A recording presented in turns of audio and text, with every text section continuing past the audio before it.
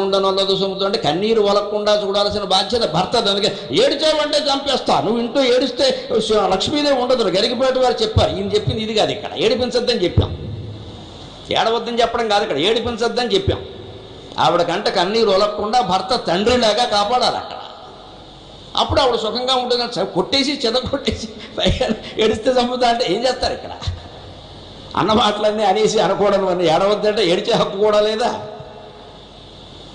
అంటే సంసారం ఇలా ఉండాలంటే ఇలా చూడాలి, అలా ఆవిడ ఉండాలి. ఇక ప్రతిదానికి గయ్యాళ్ళ ఆవిడ రెచ్చిపోకూడదు. చేస్తోంది కదా అని బానిసలా భావించకూడదు. మన దేవతలు ఎవరు భార్యని బానిసలా భావించలేదు. అలాగే నా భార్యలు ఎవరు వారి మీద పెత్తనం చేయలేదు. సంసారాలు సాగలేదా? మనకి మాత్రం సాగలా. అందుకని యోగమాయ అంటే గుణాల యుక్తి, గుణాలు కలగలిసిపోతూ ఉంటాయి ఎక్కడికక్కడ, దాన్ని జయించడం కష్టం.